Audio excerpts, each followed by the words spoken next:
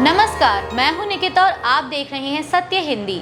एक नजर डालते हैं अब तक की सुर्खियों पर। युद्ध विराम नहीं, जंग का स्थायी अंत चाहिए। ईरान, लारिजानी की हत्या से अस्थिर नहीं होगा ईरान। अब्बास अरागची, अमेरिकी बेड़े गेराल्ड आर फोर्ट पर किसने लगाई आग। आईडीएफ का दक्षिणी लेबनान को खाली करने का आदेश। भारतीय जहाज जगलाड़की गुजरात के मुंद्रा पोर्ट पहुंचा। ईरान के विदेश मंत्री अब्बास अरागची ने कहा है कि ईरान सीज फायर नहीं चाहता बल्कि जंग का हमेशा के लिए अंत चाहता है।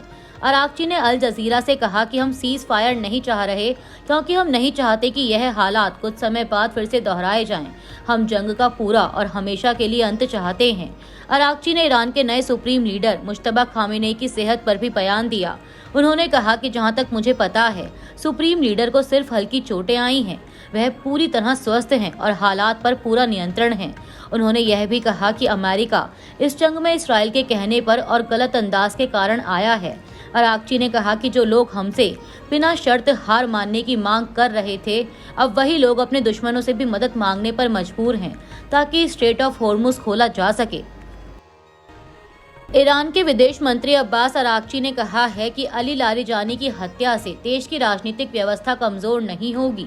लारिजानी, जो सुप्रीम नेशनल सिक्योरिटी काउंसिल के सचिव थे, की मौत के बाद ईरान में तनाव और बढ़ गया है। इस हमले में उनके बेटे और सहयोगी भी मारे गए। इस्लामिक रेवोल्यूशनरी गार्ड कोर्प्स यानी IRGC ने पक्का बदला लेने की कसम खाई है। अरागची ने कहा कि ईरान की व्यवस्था मजबूत है और किसी एक व्यक्ति के जाने से उस पर असर नहीं पड़ता।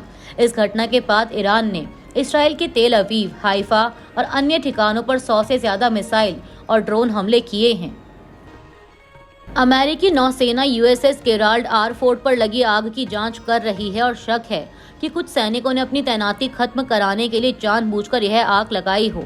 दरअसल USS गेराल्ड आर फोर्ट पर आग लगने की घटना को लेकर अमेरिकी मीडिया में कई तरह की चर्चाएं हैं।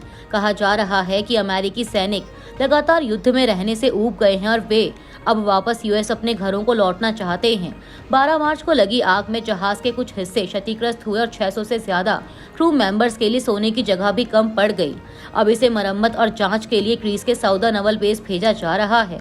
वहीं अगर यह आरोप सही साबित होता है तो यह आधुनिक अमेरिकी नौसेना के इतिहास की सबसे गंभीर आंतरिक अनुशासनात्मक घटनाओं में से एक होगी। इसराइल डिफेंस फोर्सेस ने दक्षिणी लेबनान के इलाके को एक बार फिर खाली करने का आदेश जारी किया है। यह इलाका इस्राएली सीमा से करीब 40 किलोमीटर दूर है। इसराइल की सेना ने पिछले हफ्ते दक्षिणी लेबनान के लिए अपने आदेश का दायरा बढ़ाया था और नागरिकों से कहा था कि वे तुरंत नदी के उत्तर की ओर चले जाएं। एक्स पर जारी एक बयान में IDF के प्रवक्ता ने स्थानीय लोगों से कहा कि हिजबुल्लाह की आतंकवादी गतिविधियां IDF को उस इलाके में सख्ती से कार्रवाई करने पर मजबूर कर रही हैं और उनका आपको नुकसान पहुंचाने का कोई इरादा नहीं है। आपकी सुरक्षा सुनिश्चित करने के लिए हम आपसे आग्रह करते हैं कि आप तुरंत जहरानी नदी के उत्तर में स्थित इलाके में चले जाएं। जहरानी नदी के दक्षिण में रहना आपके और आपके परिवार के सदस्यों के जीवन के लिए खतरा बन सकता है। संयुक्त अरब अमीरात में ऑस्ट्रेलिया के मिलिट्री बेस के पास ईरान का एक प्रोजेक्टाइल गिरा है। ऑस्ट्रेलिया के प्रधानमंत्री ने कुछ देर पहले इस बात की पुष्टि की। प्रधानमंत्री एंथनी अल्बनीज़ ने बताया कि यह प्रोजेक्टाइल आज सुबह 9:15 पर अल मिन्हाद बेस पर गिरा, जो UAE में ऑस्ट्रेलिया का बेस है। उन्होंने कहा कि मैं इस बात की पुष्टि कर सकता हूं कि ऑस्ट्रेलिया का कोई भी जवान घायल नहीं हुआ है और सभी पूरी तरह से सुरक्षित हैं। उस प्रोजेक्टाइल के कारण एक रिहायश और एक मेडिकल सेंटर को थोड़ा बहुत नुकसान पहुंचा है। पश्चिम एशिया में तनाव के बीच भारत की ऊर्जा सप्लाई जारी है। भारतीय टैंकर जगलाड़की लगभग 80,886 मीट्रिक टन कच्चा तेल लेकर 18 मार्च को गुजरात के मुंद्रा पोर्ट पहुंचा।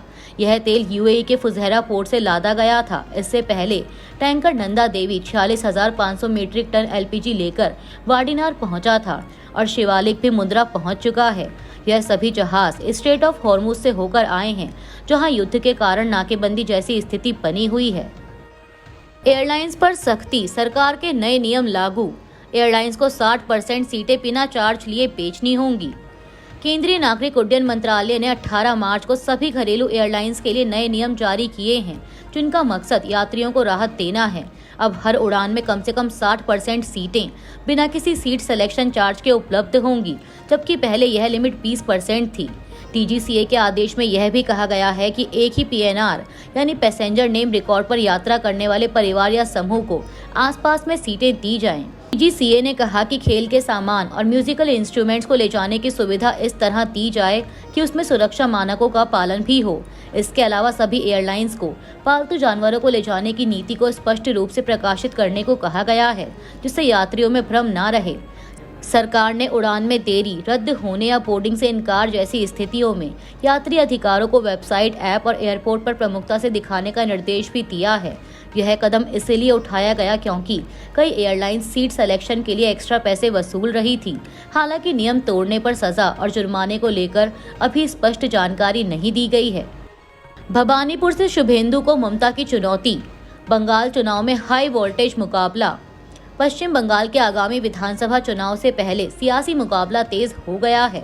ममता बनर्जी ने भवानीपुर सीट से चुनाव लड़ने का ऐलान किया है, जहां उनका सीधा मुकाबला बीजेपी नेता शुभेंदु अधिकारी से होगा। बता दें कि 2021 के चुनाव में शुभेंदु अधिकारी ने नंदीग्राम सीट पर ममता बनर्जी को सिर्फ 1956 वोटों से हराया था, जिसके बाद अब इसे बदले की लड़ाई माना जा रहा है। वह हार ममता के लिए बड़ा झटका थी। हालांकि TMC ने पूरे राज्य में 215 सीटें जीतकर सरकार बनाई थी। अब ममता ने शुभेंदु को भवानीपुर में चुनौती देकर बदला लेने की तैयारी दिखाई है। भवानीपुर दक्षिण कोलकाता की एक अहम सीट है, जहां ममता पहले भी चुनाव जीत चुकी हैं। शुभेंदु अधिकारी बीजेपी के टिकट पर 2 सीटों भवानीपुर और नंदीग्राम से चुनाव लड़ रहे हैं और नंदीग्राम में TMC ने शुभेंदु के खिलाफ उनके पूर्व करीबी पवित्र कर को उतारा है। पवित्र कर पहले बीजेपी में थे, लेकिन हाल ही में वापस TMC में लौट आए। असम में चुनाव से पहले कांग्रेस को बड़ा झटका, पार्टी के वरिष्ठ नेता बोरदोलोई बीजेपी में शामिल। असम कांग्रेस को बड़ा झटका लगा है। पार्टी के वरिष्ठ नेता और 2 बार के लोकसभा सांसद प्रद्युत बोरदोलोई ने 17 मार्च को कांग्रेस अध्यक्ष मल्लिकार्जुन खड़गे को इस्तीफा भेजकर पार्टी छोड़ दी और अगले ही दिन बीजेपी में शामिल हो गए। उन्होंने पार्टी में अपमान को इस्तीफे की वजह बताया है। बोरदोलोई ने आरोप लगाया है कि उम्मीदवार चयन के दौरान उनकी बात नहीं सुनी गई और उनके आरोपों को नजरअंदाज किया गया। बोरदोलोई नौगांव से सांसद रह चुके हैं और पूर्व मुख्यमंत्री तरुण गोगोई सरकार में मंत्री भी रहे हैं। उनके जाने को विधानसभा चुनाव से पहले कांग्रेस के लिए बड़ा नुकसान माना जा रहा है। कंगना रनौत ने राहुल गांधी को कहा टपोरी, बोली राहुल गांधी महिलाओं को असहज महसूस कराते हैं। बीजेपी सांसद कंगना रनौत ने बुधवार को कांग्रेस नेता राहुल गांधी को टपोरी कहा और कहा कि वह महिलाओं को असहज महसूस कराते हैं। कंगना की यह टिप्पणी 84 पूर्व ब्यूरोक्रेट्स, 116 वेटरन्स और 4 वकीलों के एक ओपन लेटर लिखने के बाद आई है, जिसमें उन्होंने राहुल गांधी से चल रहे बजट सेशन के दौरान पार्लियामेंट के मकर द्वार एंट्रेंस पर चाय और बिस्कुट खाने की घटना के लिए माफी मांगने को कहा था। इस बीच कंगना ने भी राहुल गांधी पर तीखा हमला बोला है और उनके व्यवहार को अनुचित बताया है। उन्होंने बुधवार को संसद परिसर में रिपोर्टरों से बात करते हुए कहा कि हम महिलाओं को उनको देखकर बहुत ही ज्यादा अनकंफर्टेबल फील होता है, एकदम जैसे टपोरी की तरह आते हैं और किसी को भी ए तू ऐसे करके तू तड़ाक करते हैं। कोई इंटरव्यू दे रहा हो तो उनको वो हूटिंग कॉल्स करते हैं। कंगना ने कहा कि राहुल गांधी को अपनी बहन प्रियंका गांधी वाड्रा का आचरण और व्यवहार देखना चाहिए, जो बहुत अच्छा है। राज्यसभा में रिटायर हो रहे सांसदों को विदाई देते हुए कांग्रेस अध्यक्ष मल्लिकार्जुन खड़गे ने पूर्व प्रधानमंत्री HD देवेगौड़ा को शुभकामनाएं दी और उनके NDA से जुड़ाव पर हल्का मजाक भी किया। खड़गे ने कहा कि उन्होंने हमसे मोहब्बत की, लेकिन शादी मोदी जी से कर ली, जिस पर पार्लियामेंट में खूब ठहाके लगे। इस मौके पर 37 रिटायर हो रहे सांसदों को विदाई दी गई। वहीं PM मोदी ने भी सभी सांसदों के योगदान की सराहना करते हुए कहा कि राजनीति में कभी पूर्ण विराम नहीं होता। उन्होंने नए सांसदों से देवेगौड़ा, खड़गे और शरद पवार जैसे अनुभवी नेताओं से सीखने की सलाह दी। अभी के लिए इतना ही। बाकी की देश दुनिया की बड़ी खबरों के लिए जुड़े रहिए सत्य हिंदी के साथ।